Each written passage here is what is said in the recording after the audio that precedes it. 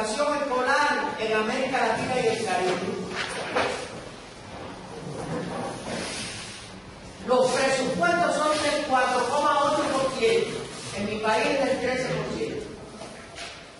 Cifra por debajo del mínimo que recomendó el Foro de Dakar, que es el 6%. El deterioro de la educación en América Latina se demuestra al evaluarse los indicadores de retención, repitencia y calidad. Yo tengo que hablar de calidad del proceso, que sufre fuertes disparidades socioclasistas e interregionales, con un rezago imponente en las áreas rurales y sobre todo con mayor deterioro en las mujeres. Señores, yo les pregunto, ¿cómo lograr eficiencia en educación? La calidad de la educación me le da la eficiencia que yo logre, la eficacia que logre y la efectividad que logre. ¿Y cuál es la eficiencia en la educación?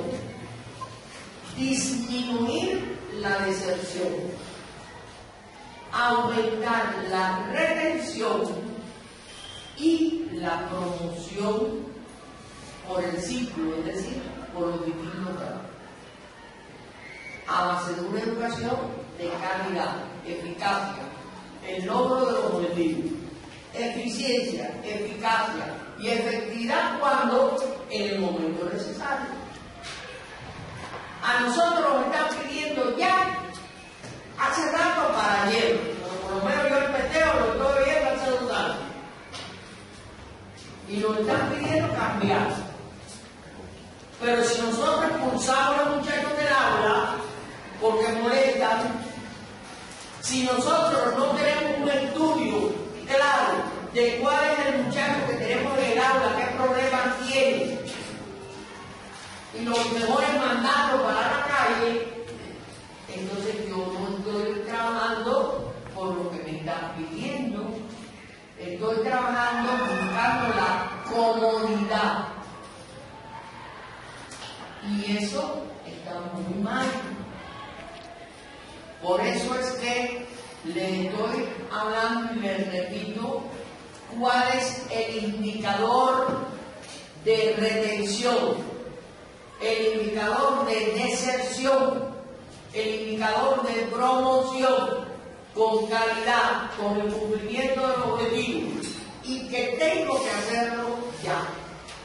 Ahí tenemos efectividad en el momento, eficacia, los objetivos, y eficiencia, pues lograr disminuir la deserción y aumentar la retención. Esos son indicadores que nosotros debemos tener bien claros en nuestra lectura. Sabemos que en todas las cartas magnas se dice el carácter democrático y obligatorio y gratuito de la educación. Y esto es teórico. Cada vez se trata de privatizar más la educación y nosotros debemos de salvar, de dignificar la escuela pública latinoamericana. El analfabetismo es enorme, los altos índices de deserción y fracaso, alarmantes cifras de repitencia. ¿Qué es lo que pasa? Que cuando botamos un muchacho para la casa, para la calle, mucho cuidado, señores, porque yo puedo coger este bote y salió medio robado y o lo reciclé o lo boté a la basura. Pero un alumno que yo bote para el aula, para afuera, lo estoy botando para la delincuencia. No lo puedo reciclar. La seguridad es que se convierte en carga social. Y a nosotros nos pagan para crear carga social. No. Nosotros tenemos que evitar por todos los medios, y ahí está el papel del director con sus profesores. Porque el profesor quiere sacar al alumno de clase. Porque se molesta. Fuiste ya a la casa a ver cuál es el problema que tiene. Hablaste con los padres. Es de familia disfuncional. ¿Qué problemas tiene? Entonces, yo creo que estas son cuestiones en las que debemos de pensar muy fuertemente. Pero hay un bajo nivel real de la docencia impartida. Imposición de una cultura elitizada. Se nos impone una cultura europea, norteamericana, y se trata de obviar la cultura propia. Señores, y cuando usted toma y ve las maravillas de los zapotecas, de los mixtecas, de los mayas, como decía Martín, no hay nada que envidiar de los arcontes de Grecia. ¿Cuánto no legaron para la humanidad? Y hay que sentirse orgulloso de ellos. Textos ajenos a la realidad local, nacional y continental. Precaria existencia de bibliotecas y museos. Poca atención a la formación ética. Débil interacción de los factores familia, escuela, comunidad. El fomento de la escuela privada y el insuficiente control estatal sobre ella. Cada escuela privada tiene su diseño curricular y hace lo que le da la gana. Mal formados los profesores en contenido, conocimiento metodológico y medios de enseñanza, debido a obsoletas políticas, planes de estudio y programas. Muy deficiente formación continua de maestros, ínfimos niveles salariales y ausencia casi total de seguridad social. Por eso decimos, tenemos que fortalecer la escuela pública latinoamericana y caribeña. Es la única vía para garantizar que la equidad con calidad de los servicios educativos, educar a las nuevas generaciones en una actitud innovadora y crítica, la formación del docente y su profesionalización con un tratamiento integral, la atención a la infancia de 0 a 6 años, lo que no se logre a esa edad no se va a lograr nunca. Ese dicho de que árbol que crece torcido jamás su tronco endereza, en el ser humano está de 0 a 6 años. ¿Qué importancia tiene la formación de 0 a 6 años? Es decisiva. El enfrentamiento a los crecientes hechos de violencia juvenil, drogadicción, embarazo y paternidad precoces, entre otras problemas. Estos son nuestros problemas que están en nuestra escuela y que la escuela pública tiene el rector. Por eso es que existe la contradicción entre el currículo neoliberal, constructivista, cognitivo, metafísico, y un nuevo currículo concientizador, científico y liberador. Entre la educación formal hegemónica y la educación no formal. Entre los mensajes pragmatistas e individualistas de los medios de información y los medios de comunicación democráticos, progresistas y demás. Entre las instituciones educativas privadas y las defensas y desarrollo de las instituciones públicas de calidad. Entre la cultura alienante y uniformadora y extranjerizante y nuestra cultura. Entre la sobreposición de una ciencia y tecnología de afuera y el estímulo para el desarrollo científico que debemos tener. Benito Juárez expresó genialmente para todos los tiempos: libre y para mí sagrado es el derecho de pensar. La educación es fundamental para la felicidad social. Es el principio en el que descansa la libertad y el engrandecimiento de los pueblos. Hay que ser certero pensamiento de Benito Juárez.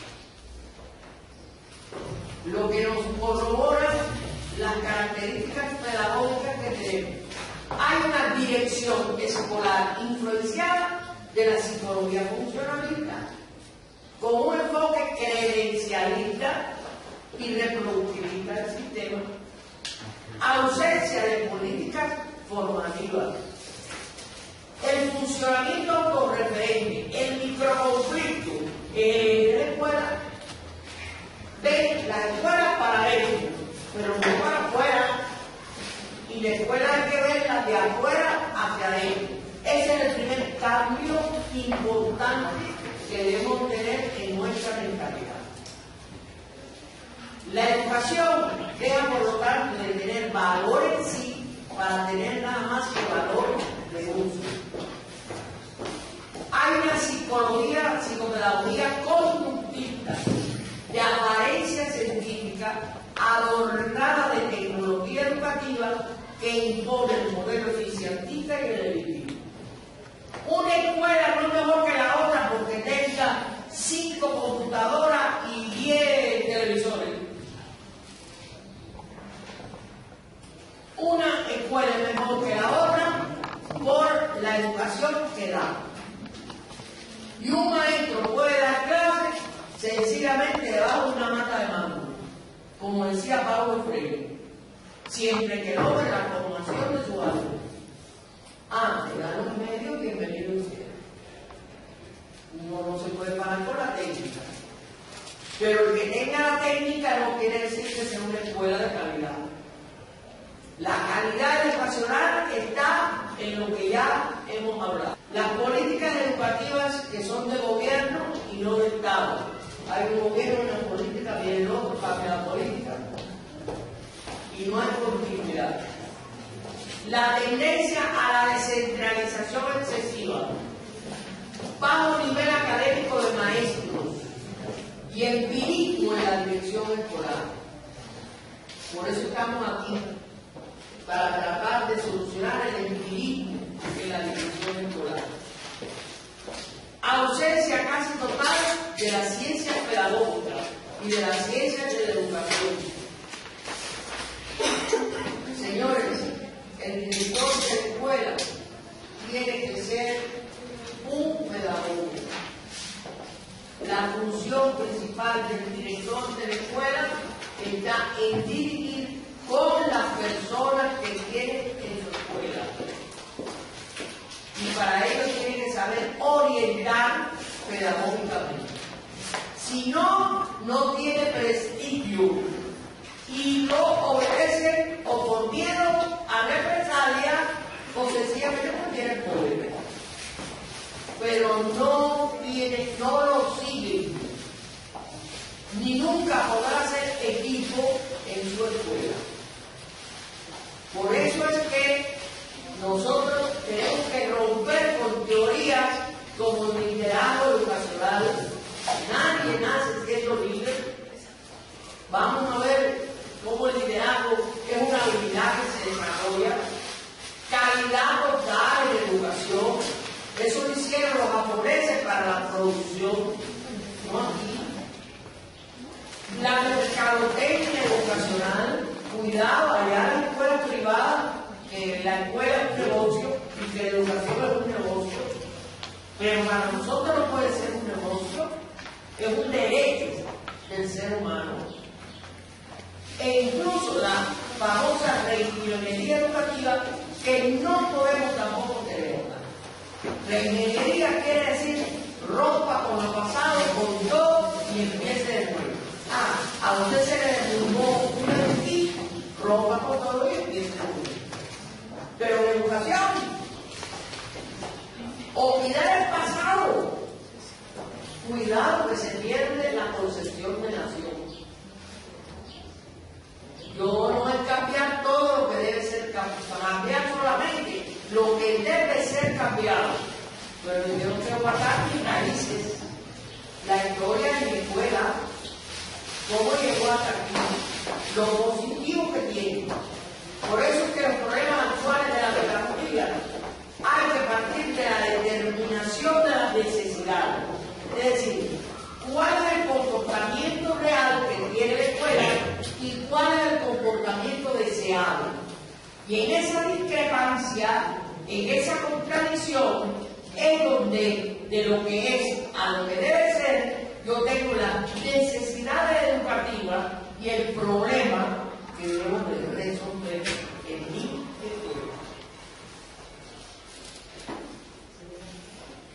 Teniendo en cuenta que en América Latina existen vertientes de pedagogía. Una cosa son las corrientes, constructivismo, conductismo, pedagogía integradora, pedagogía crítica, miles de corrientes que hay. Pero una cosa es corriente y otra cosa es vertiente. Todas esas corrientes, ¿dónde se ven? Primero, la vertiente oficialista, que es esta que estamos. No podemos negar que estamos marcados por la corriente conductista, con manifestaciones de diferentes tendencias de la misma. Y hay que eliminarlas, señores.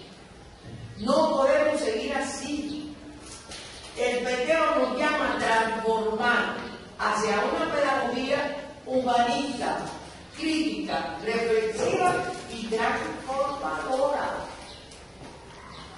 Y miren, donde no haya un director que actúe así, no va a haber un maestro que en el aula actúe así. Y como decía una viceministra cubana, donde no haya un maestro democrático, nunca habrá un ciudadano democrático. Porque un maestro que sea autoritario, con una pedagogía conductista, solamente logra dos tipos de personalidades. O un rebelde, sin causa, o una persona de esas que siempre dice, madre grande, sí, a sus órdenes, sí. Y ninguno de los dos es el ciudadano que necesitamos.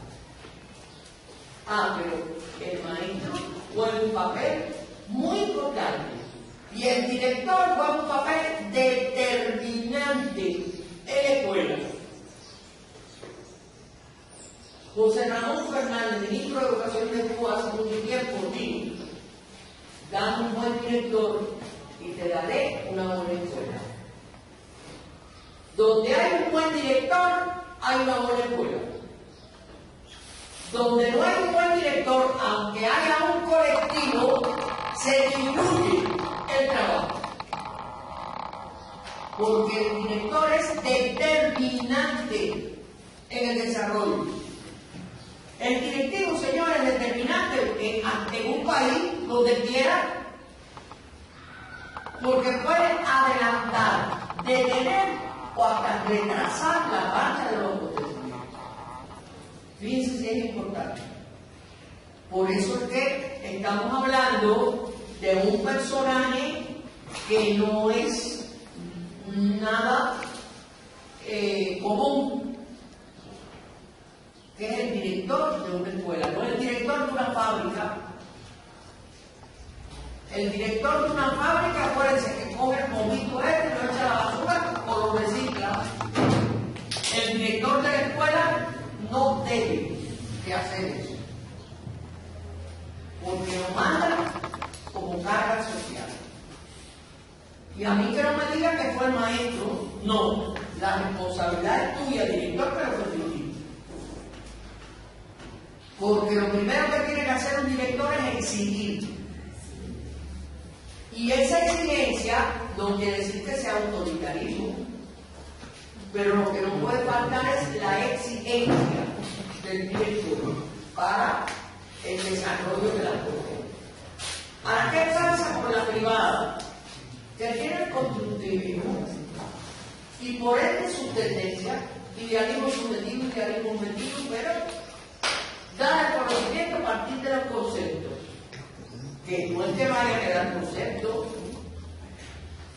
y yo tengo que hablar de los conceptos, pero como dice el pendejo, a partir de la realidad.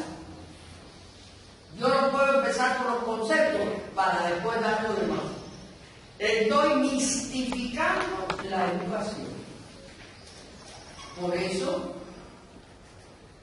nosotros debemos de ver y de tratar por todos los medios de desarrollar una pedagogía crítica, humanista, crítica, reflexiva y transformadora. Y no puede ser que ustedes digan que los maestros no se quieren leer el documento del PDEO.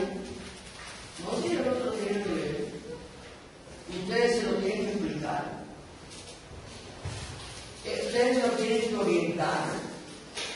Esa es la labor de los directores, orientar a los maestros. Ahí es donde está el kit de la cuestión. Porque más fácil es echarle la culpa al colectivo, y no hay colectivo malo. Si hay un colectivo malo, la responsabilidad es del director, que no lo pudo formar o no supo formar. Y en este caso, la educación no formal es corriente con enfoque materialista dialéctico, por ejemplo, la educación popular. Yo les pregunto, ¿qué conocen ustedes de la educación popular? La educación popular, amigos míos, tiene su origen muy fuerte en México. Una educación del pueblo, ¿Eh? Una educación del pueblo. Sí, pero dígame qué sabe de ella.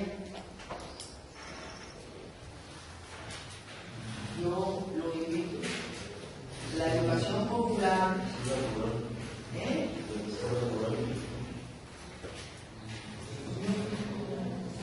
Miren, yo les voy a decir, no quiero adivinar. En Cuba entraron las técnicas participativas de la educación popular mexicana en la década del 80 del siglo pasado.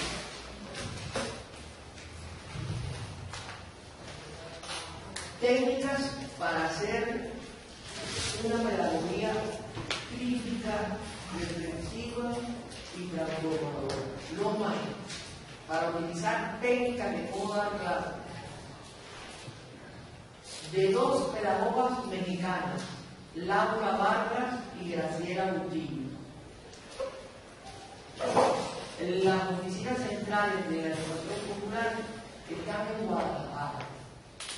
Ahí, en el año 95 yo tuve la oportunidad de estar ahí, porque ya tenía el interés de que Cuba ya había penetrado eso.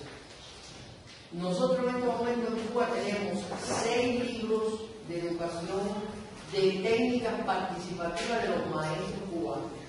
No de ningún sesudo que hiciera la técnica, no. Nosotros recopilamos las mejores técnicas de los maestros en diferentes actividades que hay y se publican. Y ahí dice técnica utilizada por maestros, plano, clase, escuelita, tal, no sé qué. Porque verdaderamente hay aspectos muy positivos de la educación popular. Entonces, ustedes tienen esa sapiencia aquí en México. Búsquenla, vean con sus maestros, divulguen a ver qué es lo que hay sobre técnicas participativas para hacer la clase más amena. Pero bueno, nos parece muy importante. Si hemos visto todo esto en el mundo y en general, ¿qué es lo que pasa en Oaxaca? Yo he tomado de un seminario que dio la doctora María Leticia Beliceño de la Universidad Benito Juárez en marzo del 14 sobre la situación educacional en general en Oaxaca. Si ustedes me permiten, yo esto sí quiero decirlo tal y como ella lo dijo, y además que ustedes lo puedan analizar. El contexto de Oaxaca, dice ella, un 75% de los municipios de Oaxaca se consideran de alta o muy alta marginación. Ese es nuestro contexto, el contexto que hay. Más de la mitad de los municipios del Estado impulsan mano de obra a las ciudades grandes, a los estados mexicanos del norte o a Estados Unidos. presenta un alto porcentaje de migración de la población pobre con fines de trabajo y de estudio.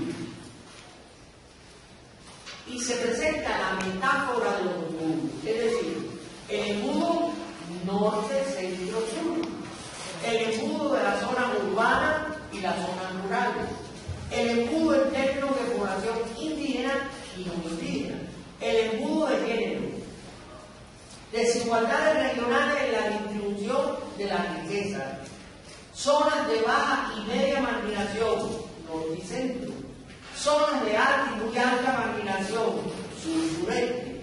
Dentro del sur existen ciudades que presentan niveles bajos de marginación respecto a sus zonas rurales.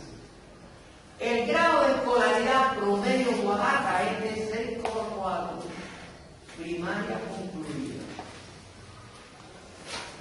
Las 3/4 partes de las niñas y niños indígenas reciben clases de español, en un idioma que no es el suyo.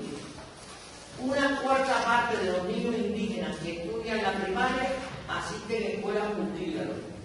Es frecuente encontrar maestros que hablan un idioma indígena diferente al de sus alumnos. De cada 100 niños que ingresan a la primaria, que solamente es el 6,4, 93 llegan a la secundaria, 65 a la educación media superior, 23 al nivel superior y solo 13 de los 100 logran concluir una licenciatura.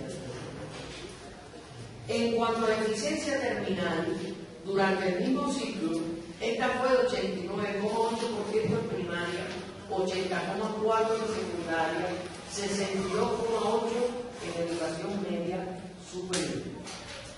Las tasas de asistencia escolar indígena de entre 6 y 14 años son de 87,4 y de 84,4 en niños.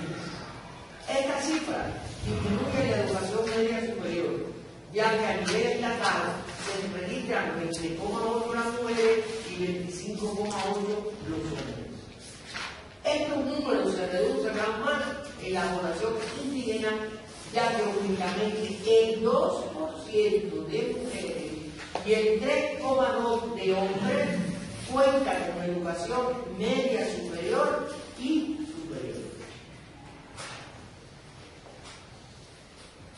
El rezago educativo que vemos y acceso a la educación superior está la brecha geográfica, las barreras culturales, las barreras económicas, la calidad educativa y los factores discriminatorios.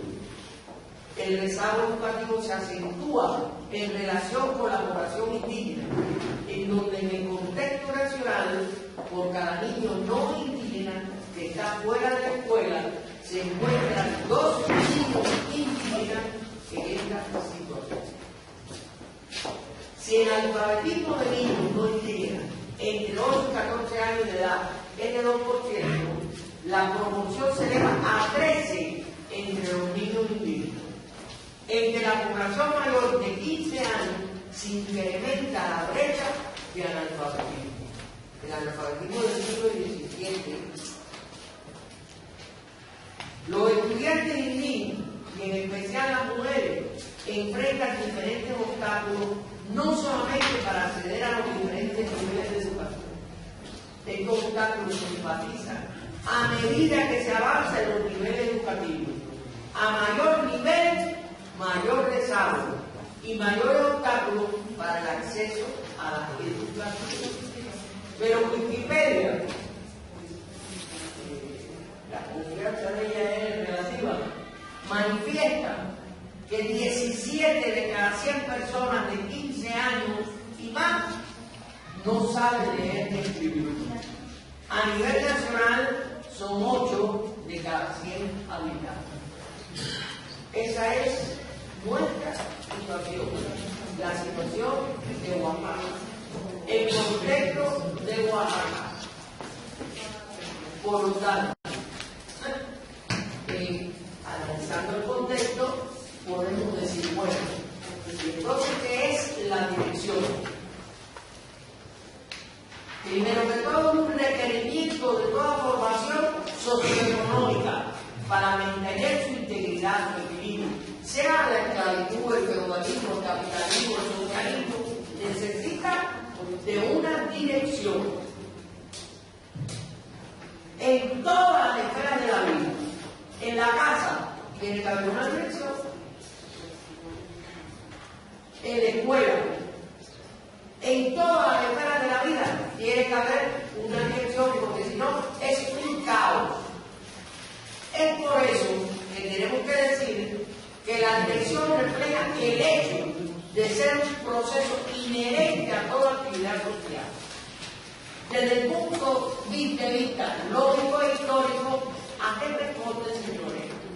A una necesidad del trabajo social y está dado por las relaciones entre las personas. La dirección no es más que las relaciones entre las personas. Es por esto que podemos hablar de las formas de existencia de la dirección. Y vamos a hablar en la escuela. Se dan dos formas, es una sola dirección. La dirección es una, pero tiene dos formas de manifestarse: el proceso de dirección y la dirección del proceso. Vamos a explicar un poco esta especie de trabajo. ¿Cuál es el proceso que se da en la escuela? El proceso de enseñanza-aprendizaje, el proceso docente educativo. ¿En qué lugar se da el proceso de enseñanza-aprendizaje en la escuela? Díganme. Con los alumnos jóvenes, en el aula. En una fábrica, es allá en el taller, digamos, donde está la fábrica. Aquí es en las aulas, porque los talleres de ustedes son como son aulas. Ahora, ¿quién dirige el proceso de enseñanza-aprendizaje? El maestro. El maestro dirige el proceso de enseñanza-aprendizaje, ya sea en el taller, ya sea con los dos aulas, lo académico o lo del taller. Ahora, ¿y el director?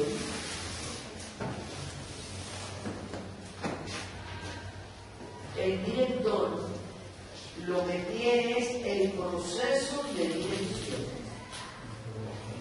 Fíjense, el maestro dirige la dirección del proceso, mientras que el director, ¿qué es lo que dirige? El proceso de dirección. O sea, él dirige no el proceso como tal, sino la relación entre las personas que dirigen el proceso. Repito, el proceso de dirección es todo lo que ocurre para que se desarrolle la dirección del proceso de enseñanza-aprendizaje. ¿Y eso de quién es responsabilidad? Del director. El director, para poder ejercer con la calidad requerida el proceso de dirección, debe de ser un excelente director del proceso. El director que no sepa cómo se da una clase, pues no puede dirigir el proceso de dirección de una escuela. Por eso es que el director inteligente lo más que hace es visitar clases, porque además es su obligación y así va incluso aprendiendo de los buenos maestros. Se dice, no quiero discutir sobre ello, pero se dice que el director debe de haber sido un buen maestro para llegar al director. No vengo aquí a a discutir cómo se formó su unidad. Ahora, usted está ahí como director, por lo tanto, usted como director debe de tratar de ser ejemplo y orientar a sus maestros. Cuando usted no se autosupera, cuando usted no viene a estas actividades que se trata de dar, pues usted no sabe estar en condiciones de poder orientar bien a su maestro. Y es más fácil saber cuántas sillas tengo, cuántos mobiliarios tengo, que orientar a los maestros, que ver cómo está el proceso. Y ahí es donde estamos equivocados. El director está para dirigir el proceso de dirección que garantiza la dirección del proceso del aula. Y si no lo conoce, no lo puede orientar. Y ahí la gran diferencia. Y ahí lo primero que debemos de empezar a cambiar.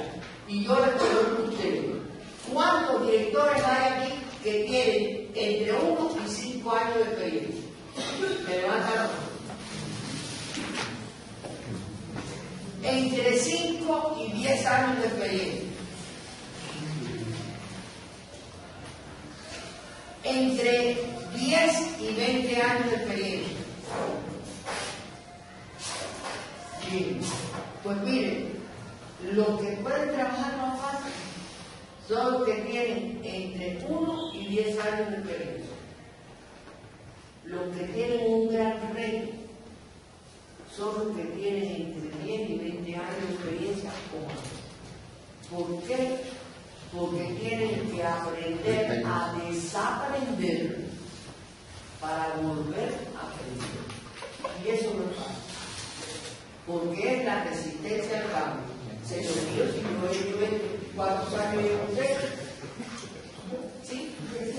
18 años y estoy aquí, yo digo, aquí no. Es así, esa es la mentalidad del ser humano. Entonces, reconocer que hay cambio, que hay que cambiar, no es fácil. Y por lo tanto hay que desaprender cosas para volver a aprender. Mucho más fácil es para los que ya comienzan. ¿Por qué? Porque en la marcha pues vamos a aprender. De todas formas, esta combinación de juventud y experiencia es muy importante. Muy importante el intercambio para poder ganar. Porque indudablemente la experiencia práctica vale más. La práctica es el criterio valorativo de la verdad. Por mucha teoría que tenemos, la experiencia práctica es fundamental. Y por algo se dice en el PTO, partir de la práctica, partir de la realidad, que es la gran experiencia que todos ustedes que llevar. No es lo mismo administrar, gestionar que dirigir. Y como ustedes pueden observar, el esquema que les hemos traído es que dirección es un concepto más amplio que abarca la gestión y la administración. Pero dirigir no es solamente administrar y gestionar. Vamos a ver qué es lo que es dirigir. Si sabemos que la estructura de la actividad de dirección se basa, acuérdense el primer esquema que vimos, en la actividad profesional y la actividad profesional de dirección. La actividad profesional se ejerce en el aula, es la dirección del proceso, como tal, del proceso de enseñanza-aprendizaje.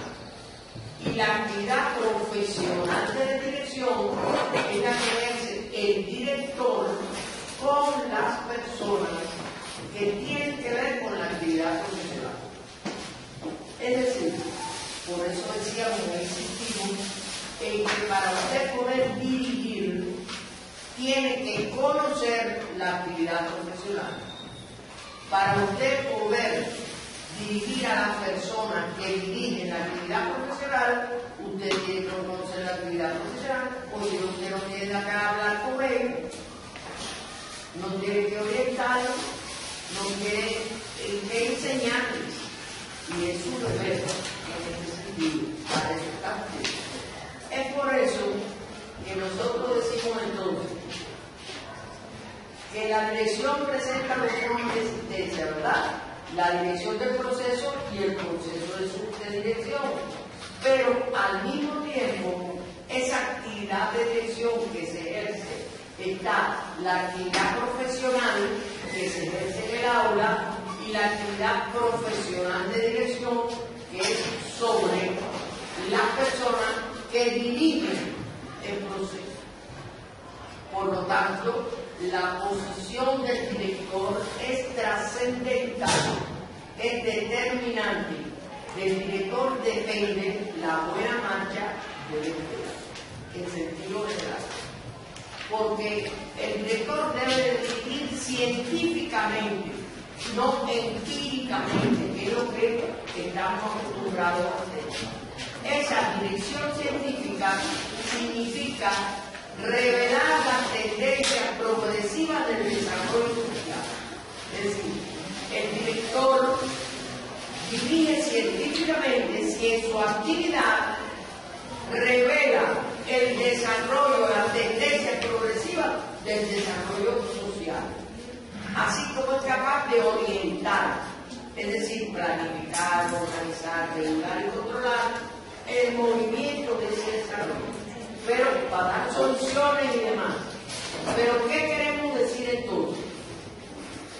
Que dirigir científicamente es no solo llevar a efecto las funciones clásicas de dirección, planificación, organización, regulación y control.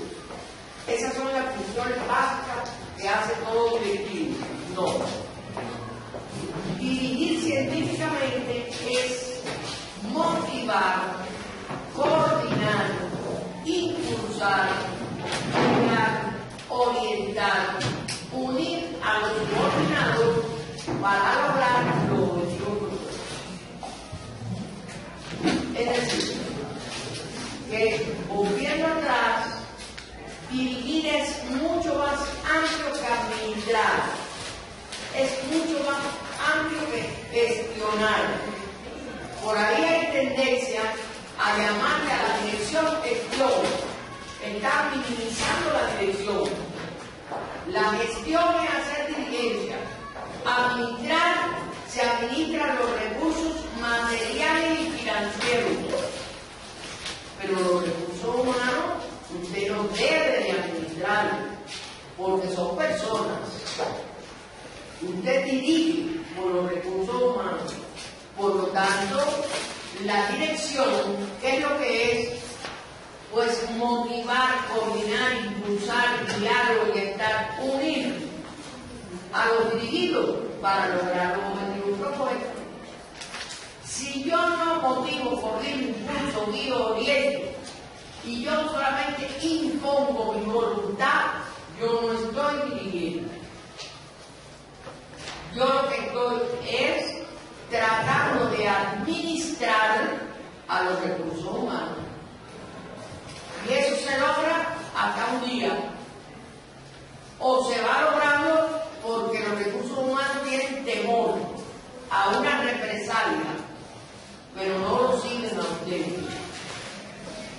Usted es director por la fuerza, del poder, del cargo, pero no por convencimiento ni por qué querer, que es la autoridad real.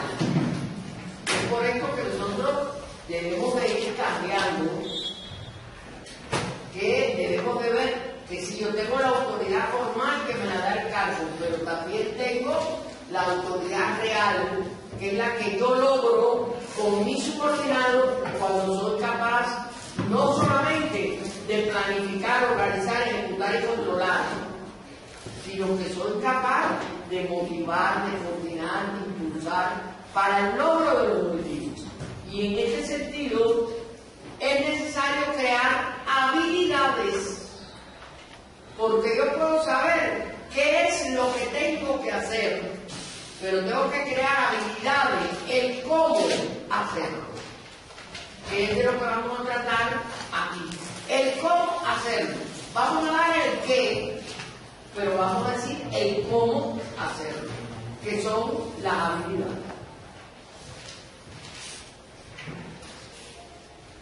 Y para ello debemos de tener bien claro que la escuela es un todo dinámico, pero que es una comunidad de trabajo, una fuente de progreso social.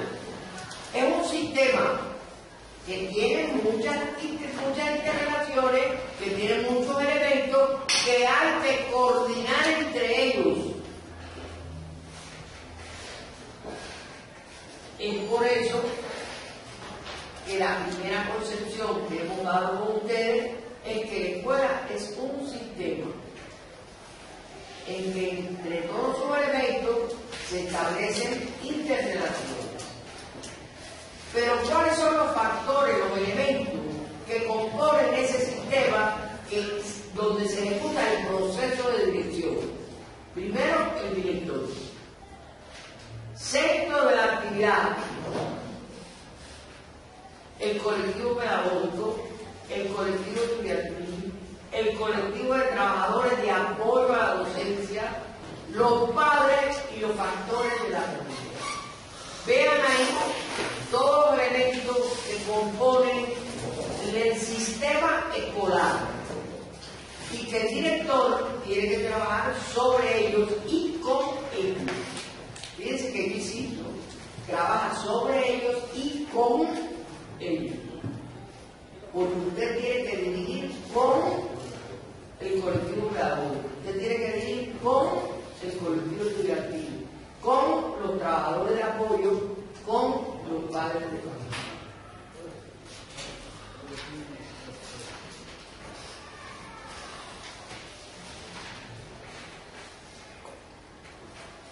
El producto que brinda la educación, ¿cuál es? Conocimiento, habilidades, capacidades y valores. El servicio de superación continua que presta, la promoción que presta. Hay que relacionar, ya lo digo, la calidad con la eficacia, la eficiencia y la efectividad. Pero también decimos que el director es el directivo fundamental. Hemos dicho que es determinante, pero al mismo tiempo es un trabajador. No conforma una élite superior. No, es un trabajador. El cargo de director no es mismo, no es vitalicio. Usted es director hasta un punto, hasta un día, y tendrá relaciones humanas después de ser director y las ha cultivado antes. Porque después no nos podemos despejar si no tenemos amigos, porque la amistad es una necesidad. Y nosotros tenemos que ver cómo se trata a los subordinados. Por lo tanto, si sabemos que es el centro nervioso de la misma, él es el centro nervioso con una cultura integral de dirección que nos permita llegar incluso a tomar las decisiones más acertadas. Por eso, antes de continuar, yo les pido ahora a ustedes lo siguiente. Nos vamos a unir y vamos a formar grupos, vamos a hacer una actividad ahora. Ahora va a tener 10 minutos para que cada uno liste 6 problemas que dificultan la dirección científica y educacional en su escuela. Eso primero. A los 10 minutos, cada uno su hojita firmada por él se la entrega al jefe del grupo. Tiene que dar el tiempo, porque yo a la hora exacta ya corto. Y entonces, con todo lo que ustedes tienen, de todos los compañeros,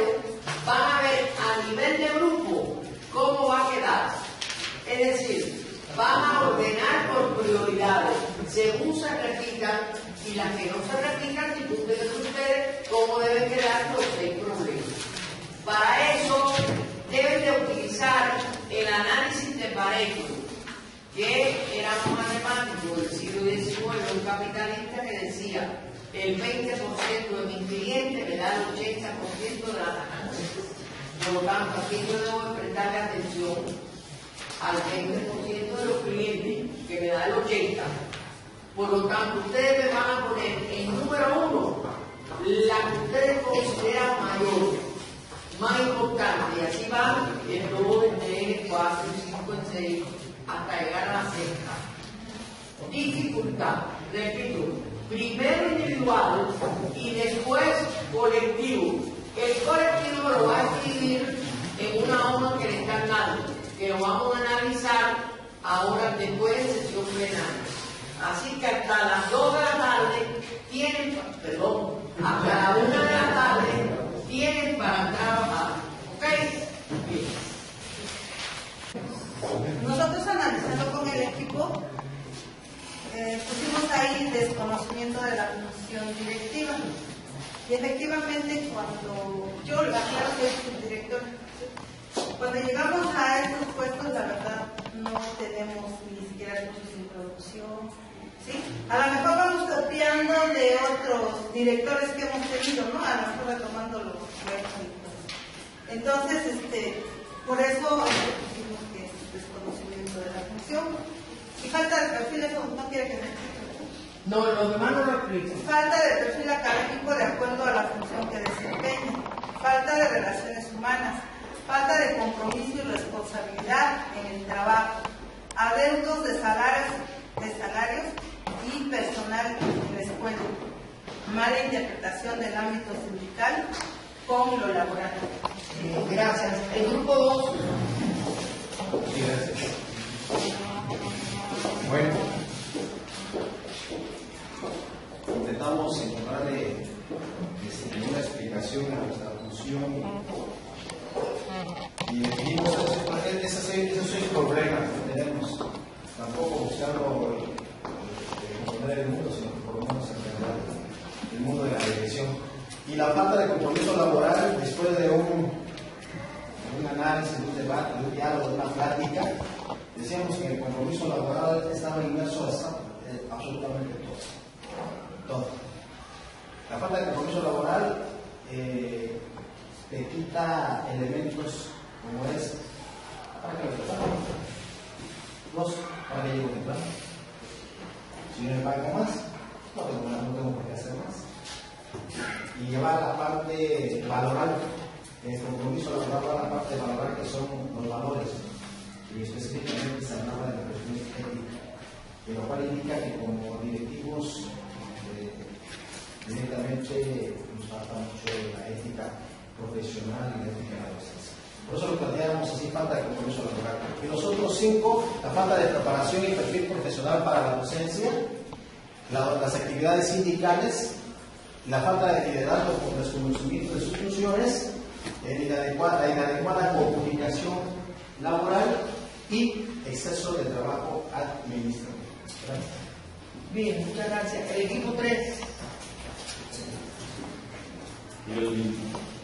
Estuvimos discutiendo en el grupo 3 y encontramos que el perfil profesionológico era o es uno de los factores que inciden más en la obstaculización de la dirección científica, porque no sabemos qué hacer contra las prácticas de compañeros que no tienen un perfil pedagógico, y entonces igual cae en la improvisación.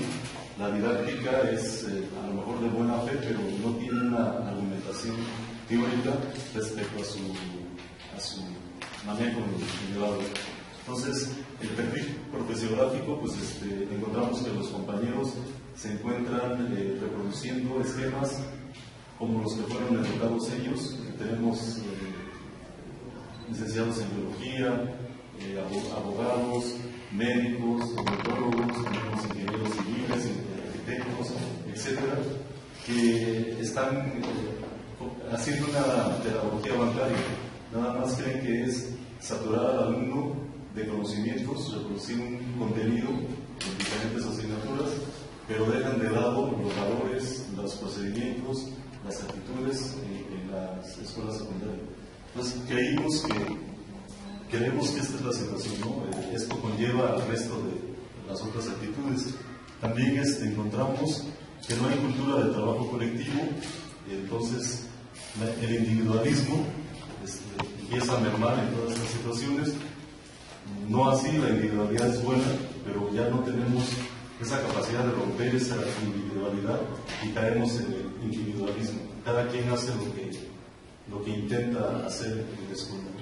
La falta de un buen manejo de las relaciones interpersonales, nos dedicamos a chismes, dimes y diretes y dejamos de lado el quehacer educativo en las instituciones. No hay compromiso en el trabajo, lo habían citado ya varios compañeros, se anteponen intereses personales ante los laborales, le interesa más atender una situación personal y eso hace que llegue tarde a la escuela, no importa que esté aludiendo a los 10 minutos, ¿no?, para llegar al trabajo.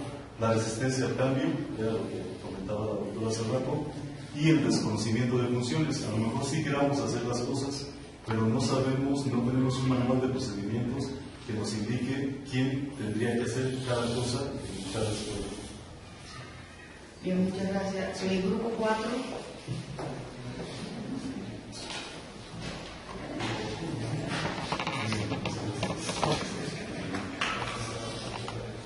Bueno, en nuestro equipo analizamos estos problemas, no alcanzamos a priorizar, pero sí consideramos que todos realmente inciden en nuestro trabajo como directivos. Que uno estuvo ahí bastante fuerte el análisis, por eso lo comento, que es el número 4, que es la deficiencia de comunicación entre los actores educativos. Las indicaciones no se realizan según lo acordado. Aquí tenemos el problema, el comentario de todos es de que a veces se da la instrucción, van a hacer esto o van a hacer alguna actividad y los compañeros terminan haciendo eso o simplemente nada, pues. Entonces considero que este punto 4 a veces no se está tratando como un trabajo en donde el director sí toma las decisiones, pero el compañero o los compañeros a veces no alcanzan a respetar lo acordado entre la dirección y ellos mismos. Ese sería el punto de análisis. Y bueno, los demás que coincidimos con algunos otros equipos que son docentes con carreras diferentes, la falta de recursos económicos para los maestros, los recursos materiales de infraestructura y didácticos son escasos. En algunas de las escuelas tienen bastante apoyo en cuanto a recursos económicos, pero en otras no, y a veces impide un poco ese ingresar a tal o cual proyecto por tal o cual circunstancia sindical, y pues impide un poquito el crecimiento de las escuelas pequeñas. El otro punto es la resistencia al cambio, que igual ya se comentó, y el punto número 6 es el divisionismo que incide en el trabajo colectivo. Ok, muchas gracias. Bueno, aquí tienen ustedes los criterios que ustedes han emitido para optar por lo que dificulta la dirección científica en la escuela. Ahora, si ustedes me permiten, yo quisiera hablar algunas cosas y después, pues, esto no quiere decir que lo que yo diga es lo que es. Ustedes dirán después si sí o sí. Miren,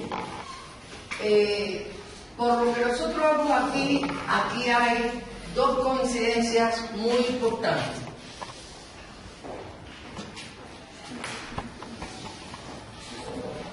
Para poder usted implementar algo nuevo, que es la dirección científica educacional, que es una teoría para desarrollar, pues me parece que lo primero que tenemos que hacer es romper la resistencia al cambio. Lo voy a escribir aquí, no quiere decir que sea, la resistencia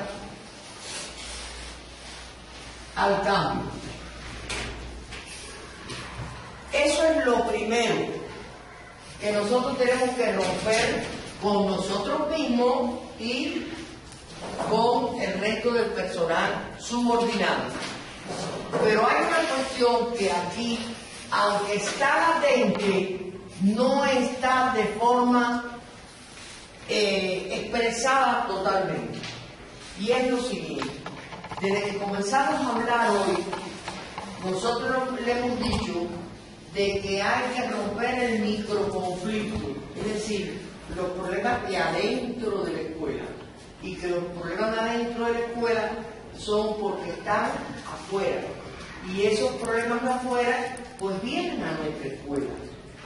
Quiere decir, por lo tanto, que si yo quiero dirigir científicamente la escuela, yo tengo, antes que todo, tener un análisis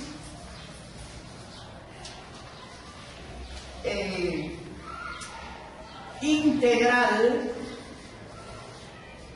del contexto, es decir, de la comunidad, porque por ahí también llaman comunalidad. Es decir, que esa es la segunda cuestión, que no hacemos verdaderamente, que no tenemos como vamos a ver después, un diagnóstico preciso de los problemas de la comunidad y que debemos de ver. Que por cierto, antes de continuar, yo quiero plantear de que el concepto de familia disfuncional, hablaba con algunos compañeros durante el break, y de que hay familias disfuncionales. Pero mucho cuidado, porque no estamos en el siglo XIX, y mucho menos en el siglo XVIII. Estamos en el siglo XXI, donde un divorcio no significa que la familia sea disfuncional. La modernidad, la contemporaneidad, el divorcio es bastante común. Lo que no puede ser es que el niño puede que viva con la mamá y el papá y sea, o el adolescente, y sea esa familia, a pesar de que vive la madre y el padre, disfuncional. Bien porque el padre sea un borracho, bien porque el padre le pega a la madre, bien porque sucede cualquier cuestión de esa que lo que trae es problemas a los hijos. En cambio, una pareja se separó y el muchacho vive con uno de ellos o con los abuelos, esa es su familia, y no tiene por qué tener problemas. O sea que al analizar a la familia disfuncional hay que tener mucho cuidado con eso, porque nosotros sabemos, nos debemos de acordar bien, de que incluso la crianza de antes, que a veces había hasta un respeto de mentiritas al padre de familia, porque era el padre de familia, y lo que había era miedo al padre de familia. Eso no es respeto. Respeto y miedo son dos cosas diferentes. Entonces, nosotros debemos de ver bien el contexto que tenemos. Es decir, que primeramente tenemos que ver la resistencia al cambio. Segunda cuestión que debemos de ver es el análisis integral del contexto en el cual está situada la escuela, que es lo que recibimos y donde todos los padres, los muchachos, etc. Tercera cuestión que debemos de analizar. Ya aquí fíjense que tenemos, aquí dice desconocimiento de la función del directivo. Después dice falta de perfil académico de acuerdo al que desempeña. Por acá tenemos falta de preparación y perfil profesional para la docencia en general. Desconocimiento de sus funciones, lo que trae. Por acá tenemos perfil profesiográfico.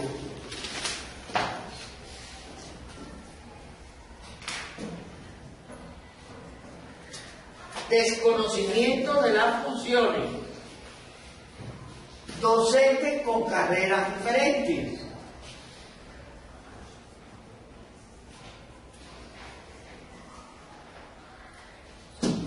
Quiere decir que un segundo problema, un tercer problema, sería la actualización pedagógica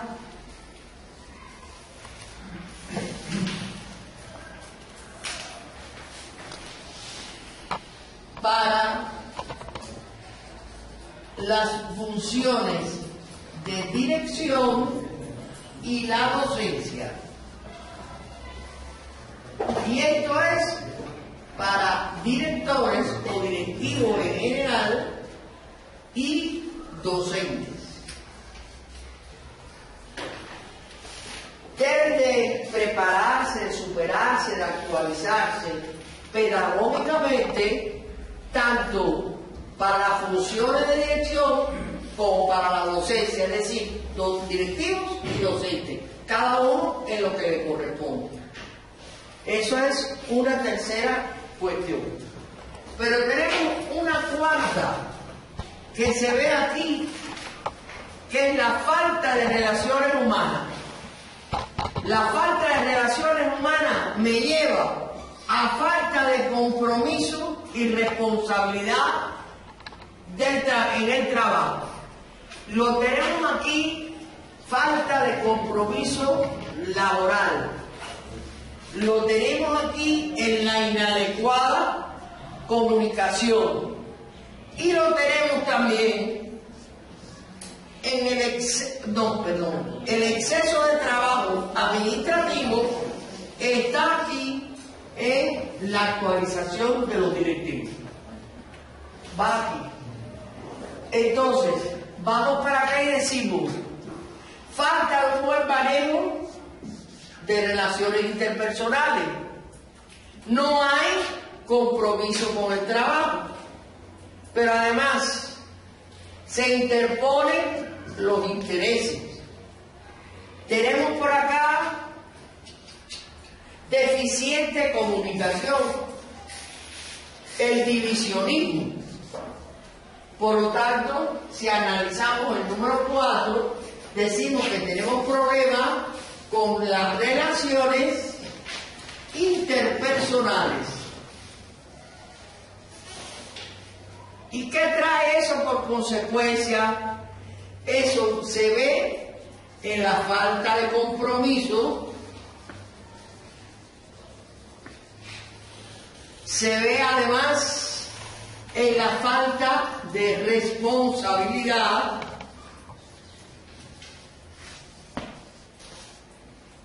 se ve además por acá se repite, inadecuada comunicación,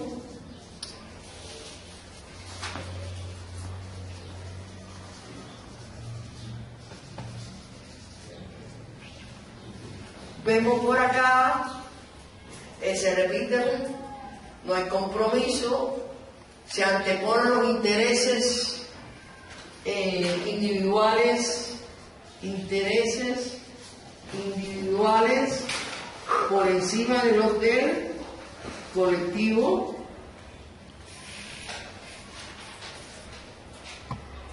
Y por acá teníamos deficiencias en la comunicación, que ya lo pusimos. Bien, ese es el 4. En quinto lugar,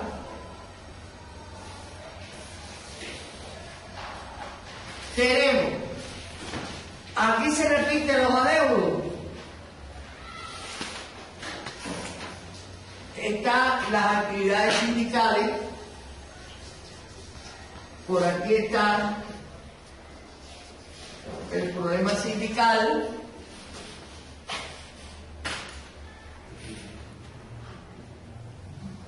Este ya lo pusimos.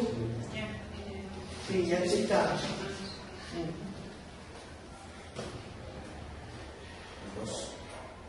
Aquí están los recursos económicos, que es lo bien por allá. que lo podemos juntar con los recursos materiales. Bueno, ustedes dirán cuál les ponemos en quinto lugar y cuál en el sexto. Recursos materiales y adeudos. Adeudos. Los adeudos y recursos materiales. Y después tenemos entonces, ¿cómo ponemos lo sindical? La interpretación de la actividad sindical. Son los 6 problemas que podemos decir que existen. Criterios alrededor de esto. Cuando un padre de familia bautiza todo esto, lo dice cuando no hay autoridad en la escuela. Él no analiza si falta curricular, si falta interés, si hay un análisis del contexto, si hay una priorización de la dirección, etc. Él dice no hay autoridad. Así lo dice. Y es el reflejo de eso en el padre de familia. Él tiene toda, dice lo que siente. Y si lo bautiza así, es producto de eso. Es decir, que a veces cometemos el error de querernos fajar como padres de familia. Error garrafal. Nosotros tenemos que interiorizar estos problemas, partir del análisis del contexto, y ustedes verán cómo poco a poco, cuando vayamos trabajando las habilidades directivas, van a ver el papel de la familia, el papel de ustedes. Como siempre hay que partir de ahí. Si yo no parto para analizar el contexto, estoy perdido. Si yo no analizo el contexto, me encierro en mi microconflicto, lo que tengo adentro de la escuela nada más, y no puede ser, porque todo tiene su base allá afuera. Queramos o no, es así. Bien, criterios. Entonces, no debemos de perder el tiempo, ¿no?, en cuestiones que ya hay algo en contra. Lo asimilamos bien. Entonces, por favor, vamos a copiarlo, porque el resto de las actividades prácticas van a partir de aquí, de esto que tienen ustedes aquí.